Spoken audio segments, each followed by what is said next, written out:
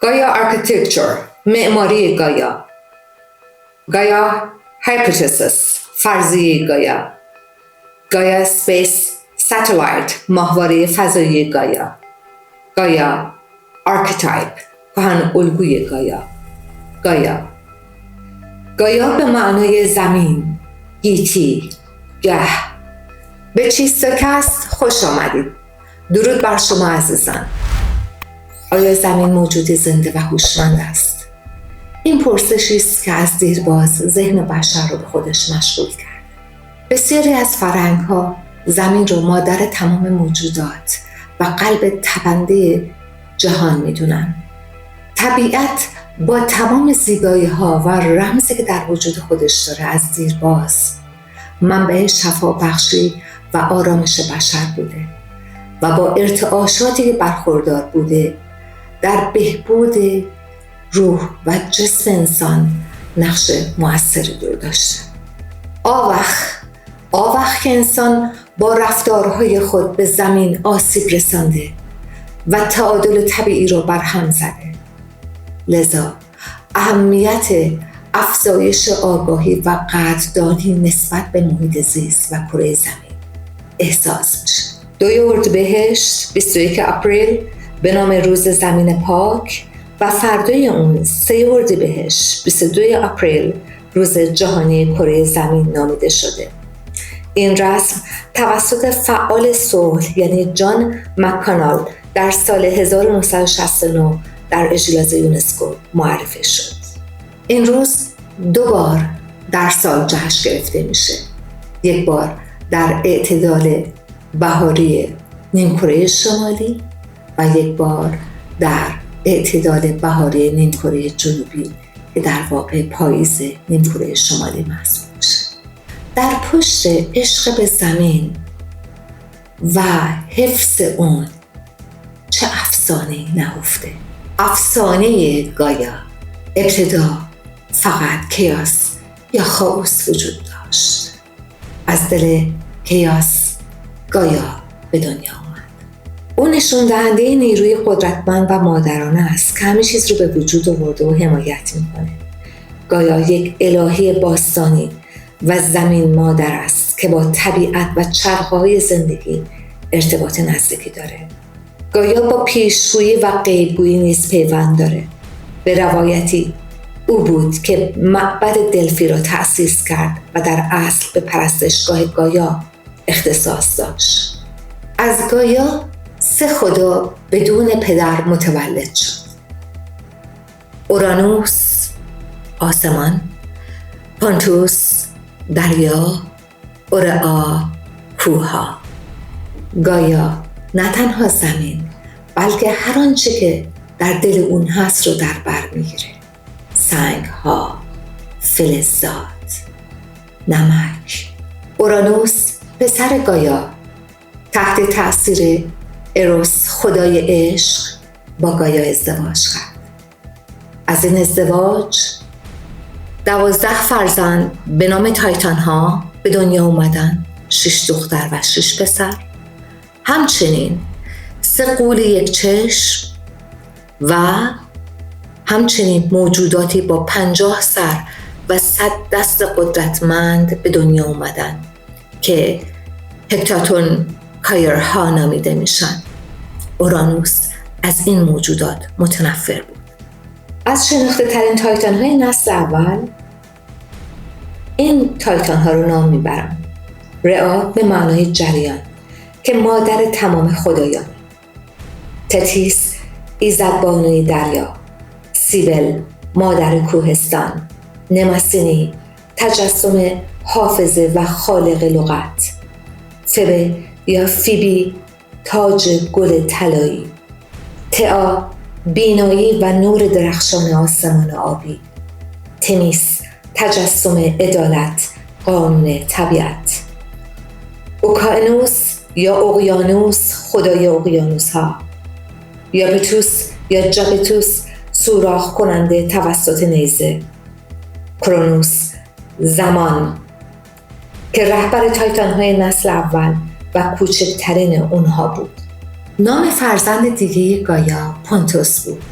پونتوس و گایا آمیزشی داشتن و فرزندانشون فورکیس ایزد دریا و خطرات پنهان در اعماق آن، نروس ایزد دانا و مهربان دریا، ستا الهه دریاها و تجسم ترس و خطرهای دریا، اوروبیا به معنای گشاده رو بودند. همچنین گایا در اوج ناامیدی تایفون رو به دنیا آورد تا از تایتان ها محافظت کنه.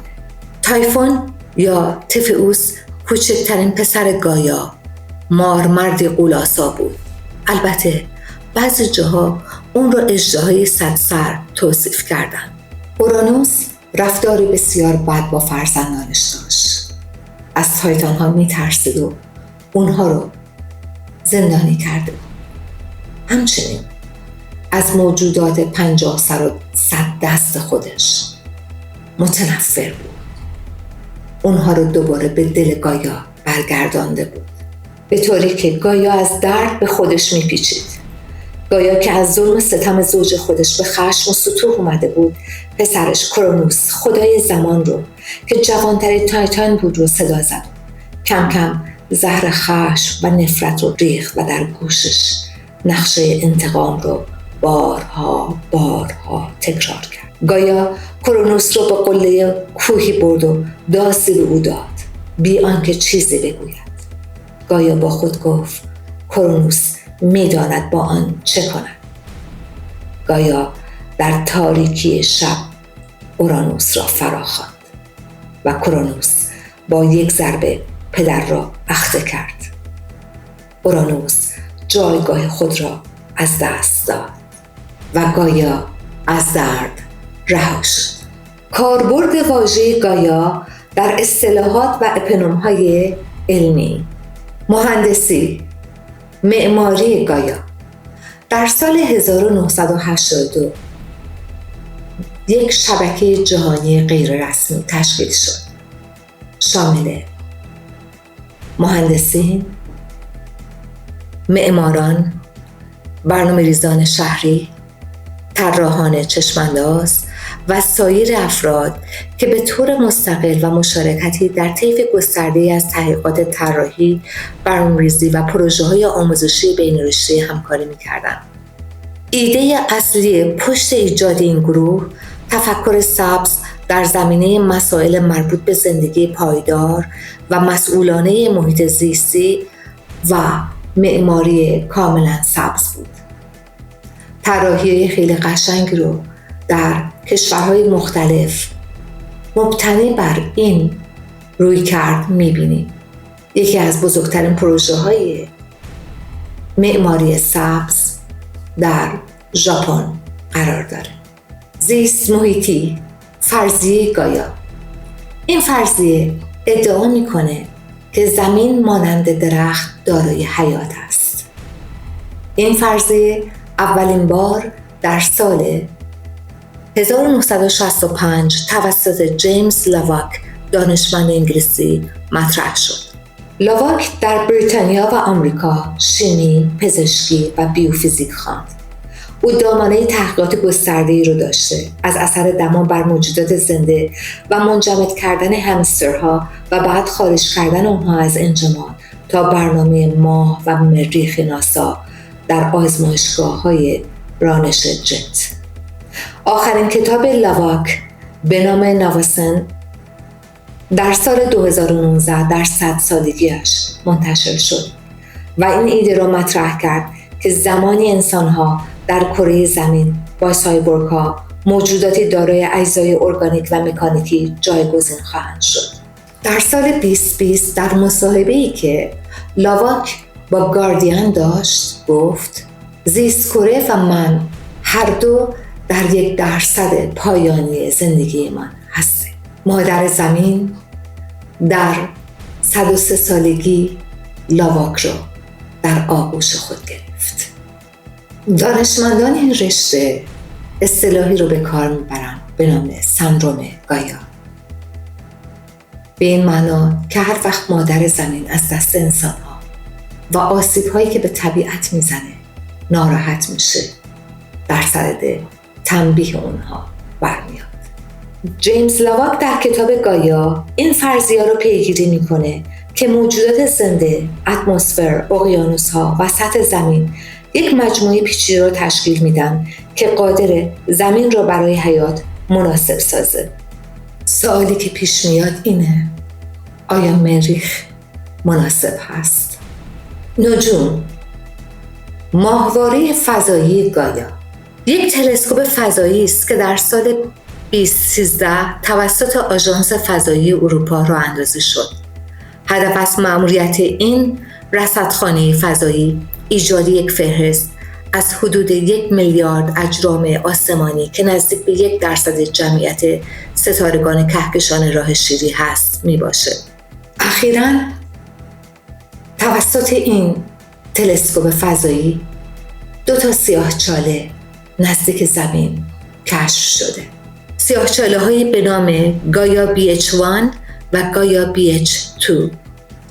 گایا BH1 در فاصله 1560 سال نوری از منظومه شمسی در صورت فلکی مارافسای قرار داره و سیاهچاله گایا BH2 در فاصله 3800 سال نوری در صورت فلکی قنچورس قرار داره. هر کدوم از این سیاهچاله ها 9 تا 10 برابر جرم بیشتری از خورشید دارن. آیا منظومه شمسی ما رو تهدید میکنن؟ روانشناسی. کهن الگوی مادر گایا. از ویژگی‌های مرتبط با این کهن الگو میتونیم به زایندگی، باروری، حمایتگری، پرورش، خرد، دانایی، قدرت آفرینش و همچنین قدرت تخریبگری نام ببریم. ویژگی‌های مادری کردن، پرورش دادن گایا باعث میشه زنانی که چنین کهن الگوهایی دارن برای اطرافیان خودشون که دچار مشکل شدن منابع غنی از کمک، یاوری و حمایت رو فراهم بیارن.